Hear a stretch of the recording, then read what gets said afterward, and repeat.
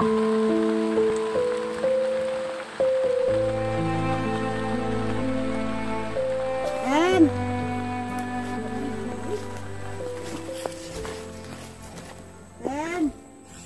tayo mga kabayan. Patungo tayo doon sa area ni Tina kung saan ay doon siya nakatira. Ngayon titingnan natin yung actual na kalagayan niya sa kanyang tinutulugan ngayon. Mabuti pang aso may magandang tulugan.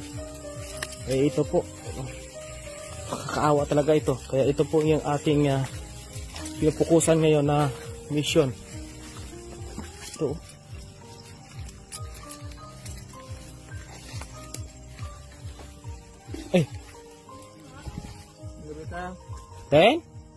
Ten? Si Raymond ini. Kamusta ka dyan? Grabe, ang dilim naman ito. Gani, pwede ka ano? Ha? Pwede ka Anong ilaw mo dito? Buay. Yan. Saan mo payong?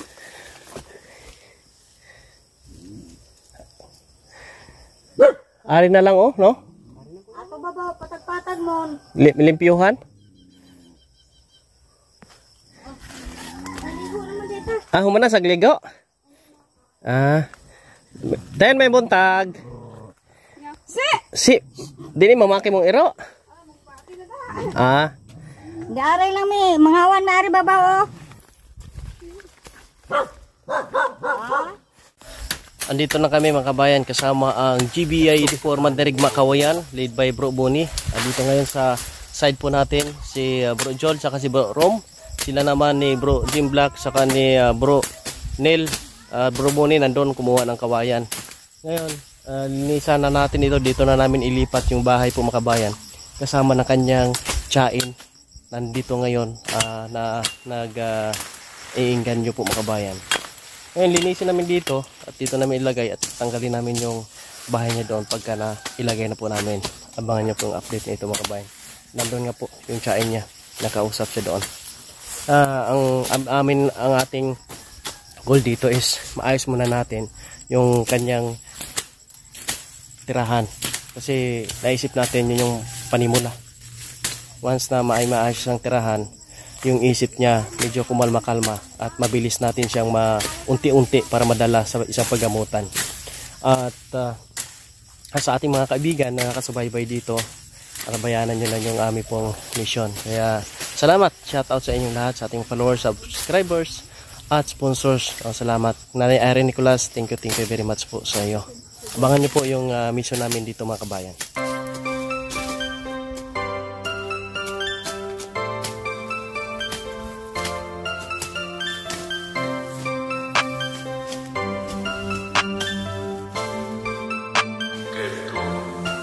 Laging nandyan, kahit umaraw man o kahit umulan. Di mapapagod magbigay ng ngiti, pagtulong na dinagangat ng sukli. Mabuti niyong kaibigan siya si Kuya Raymond. Lagi niyong maaasahan kaibigan. Ayan, malinis na ang area na yan. Diyan namin lalagay.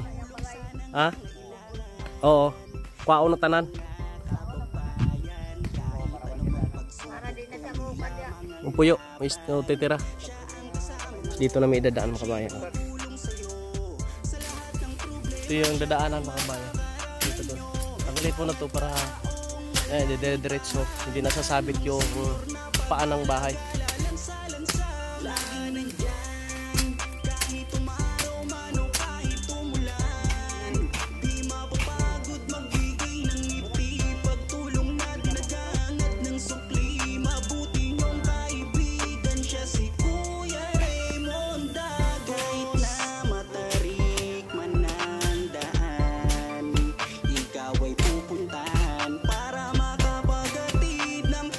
Sa mga kababayan niyang hirap ang matatama.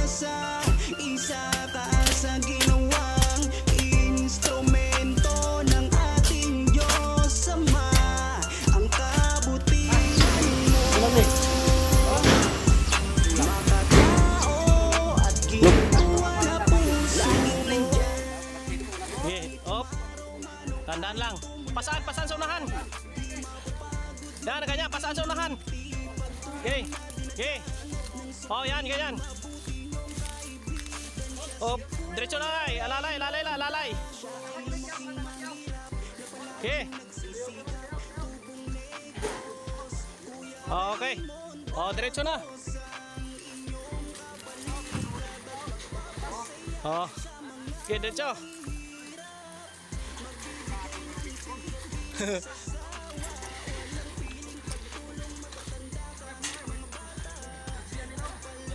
Oh, standby, standby, standby. Oh, andito na. Kaunti na lang. Tang-tang.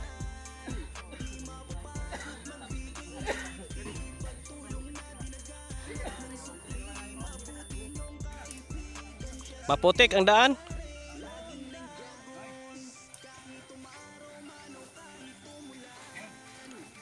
Yan, saludo po tayo sa kanilang lahat. Sa Guardians Community.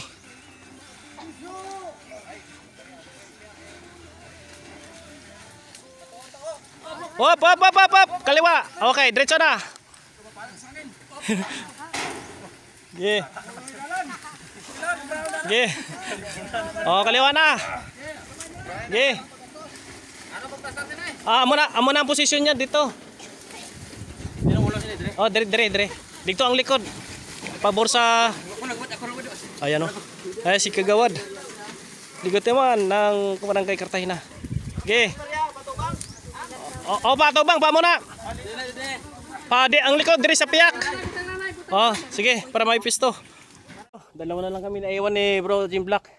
Ito na yung bahay ni Tina, nailipat na namin dito. At nailagay na po namin dito yung mga needs niya, basic needs. Yung kanyang dating tirahan, kita nyo po. Yan.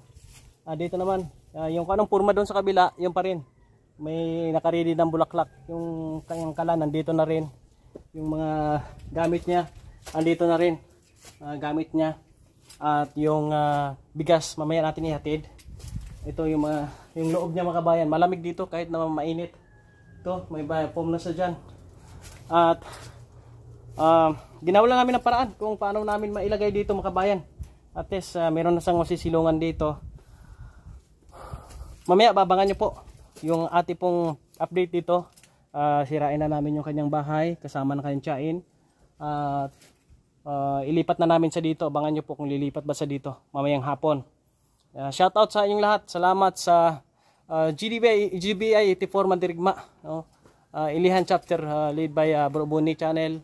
At sa Vigilant Cartagena chapter, shout out led by Pris Kagawad Ligotiman ng Barangay Cartagena. Ayan mga kabayan, hanggang dito na po muna ha.